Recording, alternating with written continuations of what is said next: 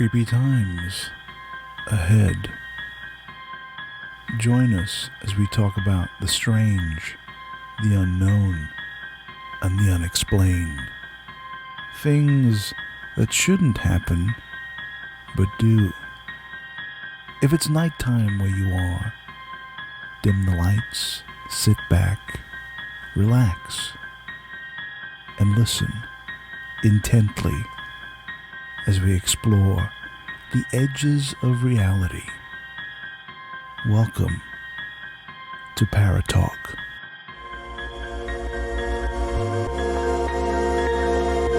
Sounds like a lot of supernatural baloney to me. Supernatural, perhaps.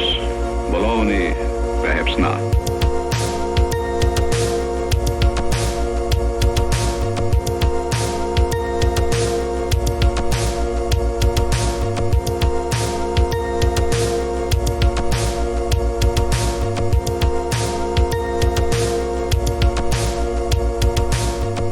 Hello and welcome to another edition of Paratalk. I'm Gareth Davis, and once again I'm joined by paranormal enthusiast Reeves Cook. This week, leading up to Halloween, we have another special episode for you. Last time we talked about Leap Castle, and a few weeks before that we talked about some missing people. Well, we have a kind of a follow-up to that, but a very strange and sinister and somewhat disturbing follow-up. This week we talk about the Long Trail. Hello, Reeves. Hello, Gareth. Yeah, the Long Trail. Over in your neck of the woods, kind of, in southern Vermont. In Vermont. And it's a weird one. Definitely sort of Halloween material. Mm-hmm. But we go all the way back to the 1800s when this area was quite an industrial place, and a lot of people lived there. So, as I said, it's in southern Vermont. It's located in the Green Mountain National Forest, that area. The reason it's called the Long Trail is because it's a trail. The trail's all the way up through there. So it's like is it like a hiking route, or hiking, people walking? Yeah, it's kind of like a main route, because back in the 1800s, the two towns which were situated in the proximity of this area, which was mainly based on logging and mining, was, funny enough, was the towns were named Somerset and Glastonbury. So we can tell how well, that some English influence there. that happens a lot over here. There's a lot of very English or British place names. Yeah. Well, they were back in the day, in the 1800s, they were, there was a lot of, obviously, with industry and, with the logging and the mining, they were very, very bustling, busy towns. But, of course, as the years went on, and obviously before the beginning of, this is pre-World War II, okay, it was, the kind of the industry kind of subsided. So as with anything, when industry sort of calms down and they move on to other places, so do people. Yeah. And it's what was then once a very busy place became a very quiet place. But obviously, it still had, there were still occupants living there, but not like it was back in the day. So the two towns became basically ghost towns.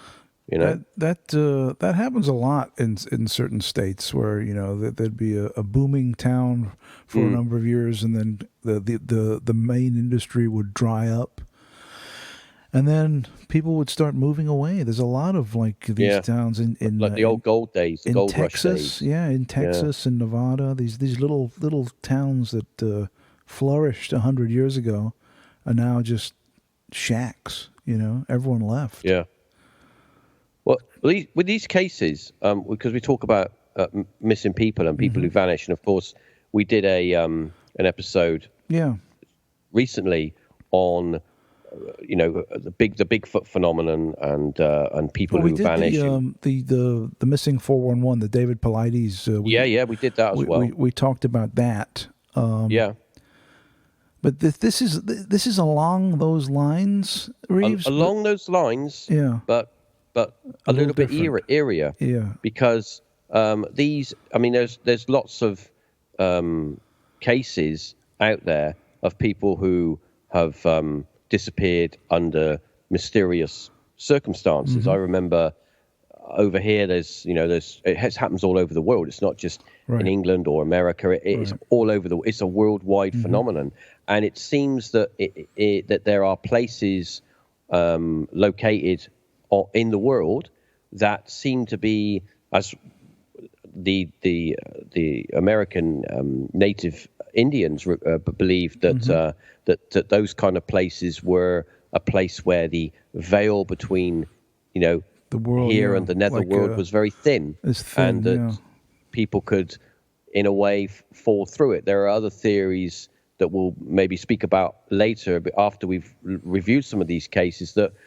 potentially portals or places where we skip into another dimension, but it's more of a time slip where we are still in our own in the same reality, in the same time frame, but we're in a different reality where things are slightly different. Yeah. But anyway, we're gonna whiz forward from the 1800s, and we're gonna go up to the 12th of November, 1945. Is the first case that I want to talk about because it's the first of the strange cases. So World War II has just ended.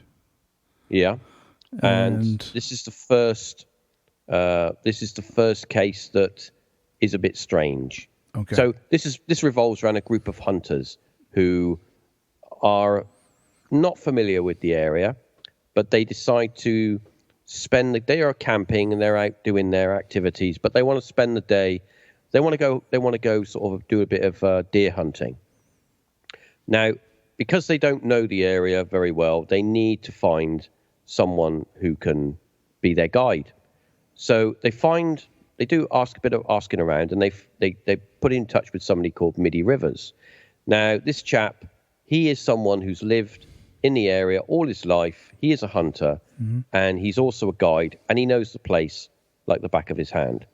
So he's the ideal person to take them up onto the long trail and into the forests to do their hunting. And the day went by. They didn't get much luck. The dusk was coming, and they decided it was time to return to their camp.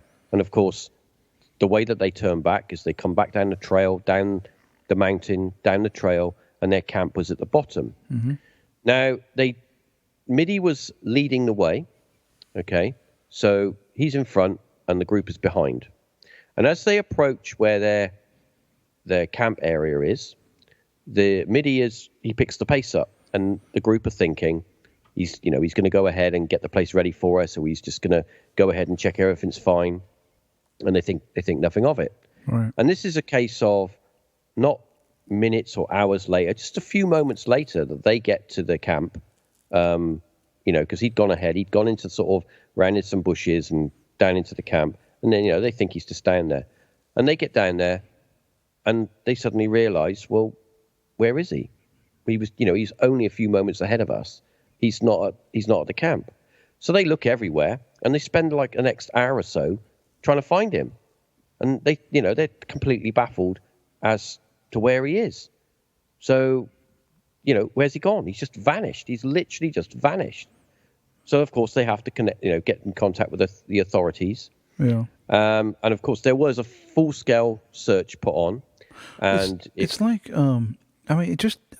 I'm just trying to think right here, get my head around it. How can you imagine how perplexing a situation like that would be?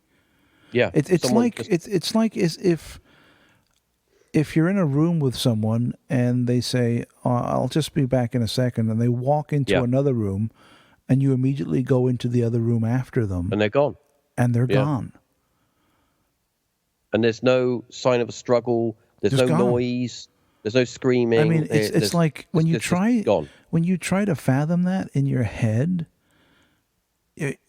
your head hurts because you cannot make any sense of it at all. But yet, there it is. They're gone. What makes this weird is, although, nightfall is coming and they're outside and, it's the wilderness, this individual was very familiar with the area. He knew where to walk. He knew where, he knew the land. It was like, he'd lived there, all of his life. Mm-hmm. So if anyone is going to be the safest, it's going to be someone like that. And of course, they didn't hear any screaming or shouting or help or anything. There was nothing like that. And of course, if the individual had fallen or something, surely there would have been a cry for help. Yeah. Or, but there was none of that. They just got back to the camp, mm-hmm. and after a few moments of them getting their gear off and getting to getting into the location, they thought, well, where is he? Where's he gone? Yeah. They thought that he'd gone back to the camp to stoke a fire up or get it ready for some food, but no, he wasn't there, and he was gone. And of course, they had a look around, and of course, they're like, well, we can't do anything. Let's get contact the police. Let's contact the people that we need to, and they did. They can search for him. And yeah, there was a full-scale search, included rangers and bloodhounds, and this is the weird thing. The rangers and the bloodhounds, they did all their searching. The bloodhounds couldn't get a scent. There was no tracks from. They couldn't find anywhere out of the camp area where he could have possibly gone. But down in one area, they found a large rock. There was some rock, a bouldered area, mm-hmm. next to a small, like a small river. And on one of the rocks was a single rifle shell bullet, mm-hmm. Unfired, and it was just standing upright. It was placed there on the boulder, like it was placed there as a marker, and that's all they found. Now, was that confirmed that was from his gun, or just some random thing they found? I don't know that. That's all that they found. So okay. I would say that he did have apparently had a rifle on him, or he did have ammunition on him, but it was just one round of ammunition, which was found on a rock. It would more than likely be a large boulder next to a river area, and it was balanced up on the rock as if it had been placed there. And he was never to be seen again. No, not found again. They didn't find a body or skeleton remains. Simply nothing. Vanished. Gone. Just vanished. Wow. And that's not the first of the strange cases, because in this area, 12 months later, mm-hmm. we'll move forward 12 months, which is not really a long time in the sense of how connected these things are. So 1 year after he disappeared, this happened. 1 year after, yeah. Right. 18-year-old Paula Wheeldon was a student of Bennington College. And on the 1st of December 1946, Paula decided to take a short walk after she was doing her shift in a college. She was a college student, and she was doing her shift in the student canteen. Mm-hmm. And she decided after she'd done her work that she would just take a stroll up the trail just to clear her head. Nice evening, cold evening. It's another connection we'll talk about a little bit later. Mm-hmm. It was a cool evening, so she decided that she'd go back and get her nice warm parka coat, which, as a matter of fact, was bright red. Right. Another connection we'll talk about later. Mm-hmm. Was bright red, and she decided to go for a stroll. Now, when she was out, there were other people there having a little walk and enjoying the evening and going for a stroll. And she passed a number of people who later on said that they had seen her on her walk, and that they noticed that she was wearing a very bright coat. And they also, on the trail, she walked past a couple, an elderly couple, who were also on the same trail going the same way as her. And she was obviously walking a bit faster than them, so she kind of overtook them. And they noted that, it's a very red coat she's wearing. Yeah. And they was just like generally chit-chatting. And as the trail went up, it kind of got to a slight kink in the trail and went around the corner. And then it came to a reasonably opened out a little bit, so that you could kind of see, around you. And so the older couple, they carried on walking. They noticed this young lady walk past, and she goes off around the corner. And only a few moments later that they get to this area, they come around the corner, and they thought, well, that's odd. We can see all the way down the trail. Yeah. We can see left and right of us. But where did that girl go? In the bright red coat. Simply vanished. Gone. And they thought no more of it and thought, well, that's a bit odd. And they carried on with their walk. Because obviously, very strange, but they carried on. The color, when you think about it, a red coat like that in the forest, which is predominantly green or brown, would stand out. It would stand out. Even in the evening, it should reasonably you could spot someone wearing a coat like that, easily. Easily. Yeah. Anyway, so the next day, Paula failed to turn up for her first lesson at the college. And, of course, people got a little bit worried then, and the authorities were called. And over 600 people who were involved. Mm-hmm. They helped search the area in and around where all the witnesses, the people that had seen her, had given their information. So they searched those areas. Nothing was found. Even a $5,000 reward was offered for further information that would lead to any information regards to her whereabouts or what had happened to her. And no one came forward with any further information. And as if that evening, she had simply vanished off the face of the planet. Yeah. Very. Once again, like I said, never found. No remains, no skeleton remains, no body, no red coat, nothing. Just gone. Just gone. Just vanished. Yeah. So we've got two cases already of people who are out in the wilderness, who simply are with other people, who have been seen by other people, who have literally gone out of their sight for a few moments and have gone. And all right, okay, well, we could look at it and say, were snatched by an animal, or they were snatched by. But these are grown people. These are not little. These are not little children. Yeah, but if these people were, grabbed by a bear, there would be a struggle. There would be a sound. Well, not only, yeah, you're right. There'd be a struggle, but there would be remains. There'd be blood. There'd be torn clothes. There'd be an arm here or disemboweled body. There would be evidence. There'd be something. Yep. Well, 3 years later, actually to the day that Paula went missing, we'll talk of the story of James Tefford. Now, James had served in World War I, and he now lived in the local veterans hospital. Mm-hmm. He was 68 years old, and he made regular visits to relatives for short breaks. Okay. Now, the way that he did this, so he would catch the local bus. So he was known to the people that drove the buses on the route. So, they would say hello and have a chat or whatever. Mm-hmm. On the evening that he was returning home, he got on the bus, said hello to the bus driver. They had a short conversation, and then he had a suitcase with him and an overcoat. And he made his way to the back of the bus and sat on the back seat of the bus, put his case down and put his coat down. And other people who were interviewed said that they saw him on the bus, they saw him come in, say hello to the driver, and go to the back of the bus, and he just, chilled out on there. And as the bus was on its way back to where, to Bennington, that was where it was going to stop, and that's where his residence was.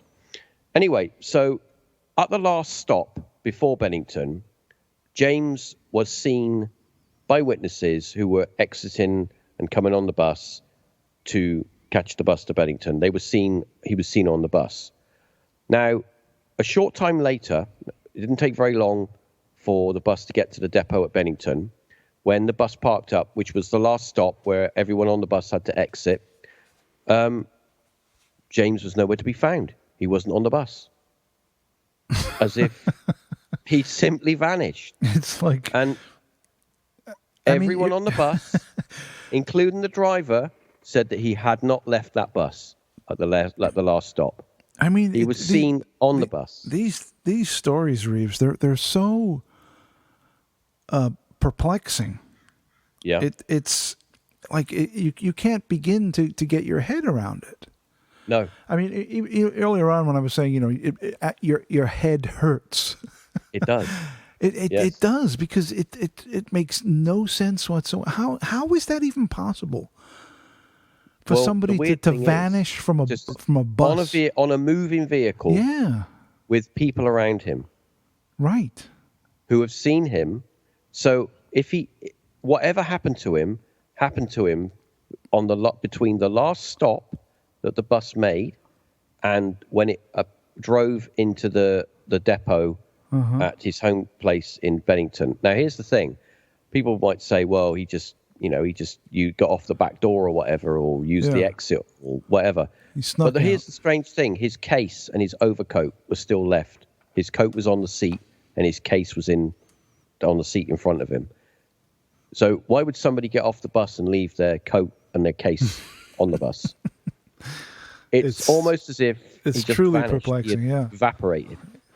He was never found. Just gone. And that is weird. But that's beyond weird. Yeah, very strange. Beyond weird. But we have another case here, which I'd like to talk about, which is October the 12th, which is the following year. Okay, so a year later. So another year later. So this is like every 12 months. Approximately. So an 8-year-old, this is a young boy, an 8-year-old boy. His name is Paul Jepson, and he was helping feed the family animals. They had a small farm, small holding. And his mum was with his mum, and they said, you can come with me, but get in the truck. He jumped in the truck. They had all the feed and everything at the back. They took the small drive on the farm holding up to where the animals were, because the animals weren't kept near the house. Mm-hmm. And of course, this is still near the trail area. It's still relatively near. And his mum said, "Stay in the truck. I'm going to get the feed, go feed the animals, and I'll be straight back." And it literally took a few minutes. She got out of the truck. He stayed in the truck on the passenger's side.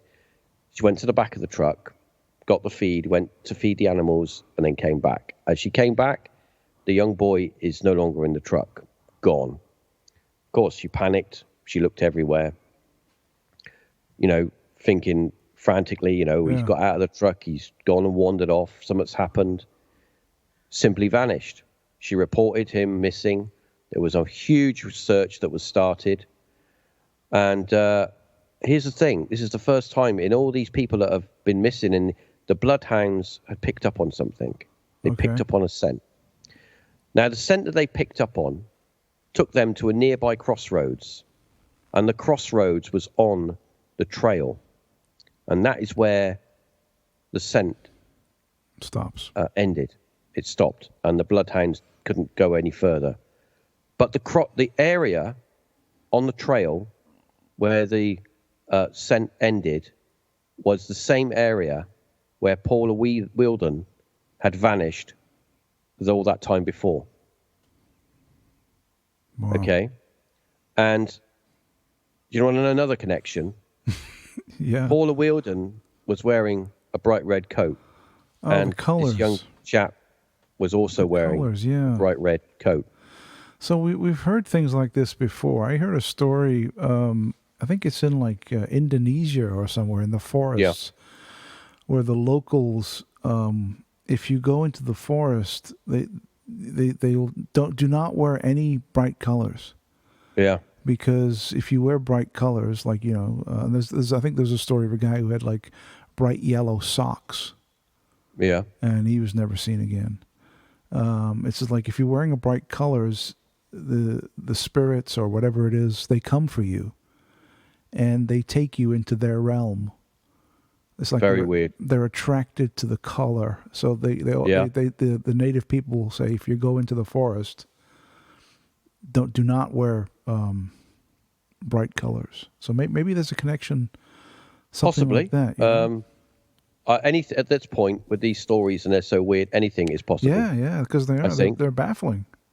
But we have, I think, the last case, what I have here, which is the one which is, I'd say, still weird, but not, well, it is actually, thinking about it, it is just as odd, because this happened 2 weeks later to a Frida Langer, who was camping in the area, and she was on a walking camping trip, and she was going to go for a walk with her cousin Herbert. She was also camping with her husband. Her husband stayed back at the camp area. She decided to go for a walk with her cousin, and they got a short way up the trail, and she had a mishap and fell in, got a load of mud on her. And she said, look, I'm going to go back to camp, and I'm going to clean myself up, change my clothes, just wait here for me. Literally going to be 10, 15 minutes. Right. Okay? So Herbert's waiting on the trail. He's waiting. He waited over an hour, and he's like, what's going on? So he makes his way back to camp. Not very happy. Gets into camp, and he can't find Frida anywhere, but he finds her husband and says, where is she? She's come back to clean up. I've been waiting over an hour. Where is she? And he doesn't know what he's on about. She went out for a walk with you.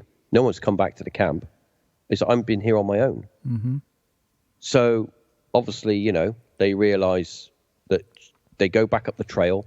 They're looking. They can't find anything. So they report her missing. There's a search. This time there was helicopters used. There was aircraft used, and it was over a week of looking for her. And they failed to find anything. They looked in multiple areas. They looked in multiple places. They couldn't find anything. But here's the thing: 7 months later, a badly decomposing body was found lying next to near a reservoir in this forest area. Obviously, because it was so badly decomposed, they couldn't find a cause of death. But it was her. It was her body. Was her remains. But the weird thing was, you could say, well, she had a mishap and she fell in the water, or maybe something happened and and the body was hidden. But that area over that time and subsequent times was searched multiple times, and there was no body. The body was literally on the grass out in the open next to a water area. And we hear this a lot, where people go missing and get found, usually by water. In open areas that have been searched multiple times. Water or boulder fields. Well, there's boulders. But yeah, that happens a lot. We talked about it on the David Paulides episode a while ago. Yes. Where people, they'd search an area 3, 4, 5, 6 times, nothing, and they go back for the 7th time, and there's the body. Yeah. In an area that they've literally searched multiple times. We've said before, I mean, there's been so much written about this, and people say, well, it's maybe as an alien connection, maybe it's people being abducted, and because what better place, because you're in the woods, and the chances of you being seen by others is limited, but they're saying that in the there have been reports in these areas that there have been unexplained lights seen in and around the forest, in the sky, which have been unexplained. So once again, there could possibly be a connection. And if you go back, as I said at the beginning of the episode, the native Indians, they write of in and around those areas that they're in their law that the veil is thin between the worlds, and that people can slip between through worlds and not even know that they've gone over to a form of reality. I mean, when we talk about these accounts and where no one's been found, yes, I understand that there are cases where people have had a mishap before, they've gone into a river and they've been washed away, and you're never going to find them again. But there are cases where, when you look at the facts and you think, well, none of this really adds up. The person vanished. There was a massive manhunt. Nothing was found, and then months later, their body turns up as if someone just put it there. Very strange. This whole phenomenon as I say, this is located in one area. Yeah. This is in one small area. And you try, you try to think of this logically and rationally, right? Or try to come up with plausible, rational explanations. And you simply can't. No. So if you can't come up with logic and rational explanations for what's going on, all you have left is the paranormal. Yeah, this happens. There's nothing else left. You have to go there because there's nowhere else to go. You know. Well, this is a phenomenon like other phenomenons. Obviously, some phenomenon is located to particular areas, but this phenomenon, I would call it the vanishing people phenomenon, missing people phenomenon, whatever you want to call it. Yeah. It's worldwide. It happens all over the world. Right. It's happened. I remember reading cases. There's a famous case of a young girl who went missing back in I think it was in one of the Unexplained books. She went missing. It was in the 70s. It was down in the south, further down south than I live in, on the coast, right on the coast. And a couple were out holidaying. Young girl in the country, fields everywhere, country roads. Girl comes by on the bike, says hello to them. They're out for a walk. They hear a bike fall over. They literally come around the corner, and it happens so quickly. The girl's vanished. The teenage girl's vanished, but the wheel of the bike is still spinning. So that tells you that the moment that bike fell, as if that person just popped out of existence. Bizarre. Very strange. It's a phenomenon that happens all around the world. Is it aliens abducting people? Are people just falling out of reality? Have they gone into some other form of possibly It's a real head scratcher. It's a real head scratcher, Reeves. It's like you cannot fathom it. You can't get your head around this. No. It's just too bizarre to even contemplate. Yeah. Right. I mean, I think there's no explanation. It's just happened. I think it's one of those. This phenomenon is going to be. It's one of those phenomenons where to try and find an answer is. It's an endless task because there are so many. It's not as if someone went to the woods on their own and never came back, and you have no idea where they might have, what have happened to them. These cases, people are witnessed going to a place, or they have people around them that are seeing. For example, the chap on the bus. He's on the bus. He's seen by witnesses, and then he's not there. It's very strange. Mind bending. It's mind bending. You just can't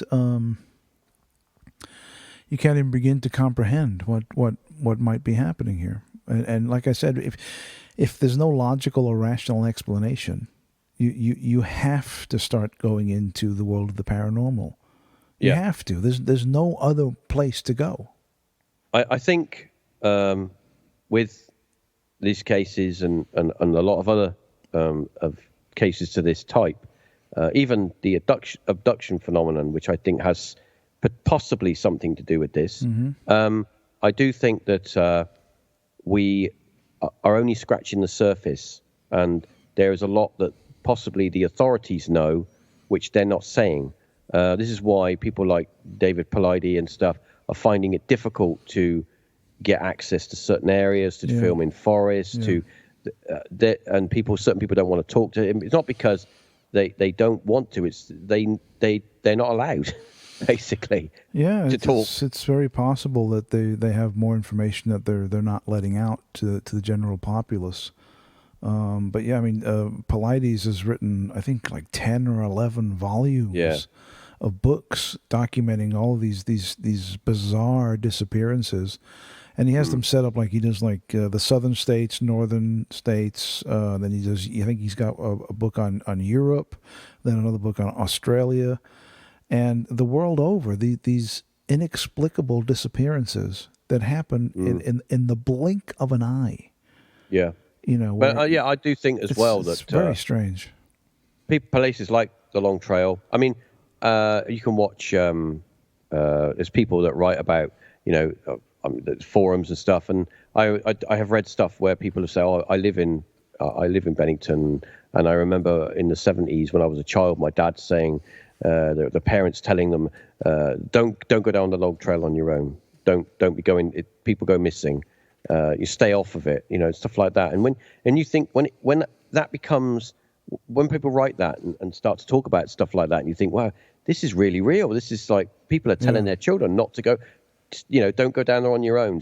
Go with other people. It's like, and I think that there are on the planet as a whole, I think there are these areas, there's these pockets on the planet where we don't fully understand, what's going on there, but there's very active places that we don't really know about. Yeah.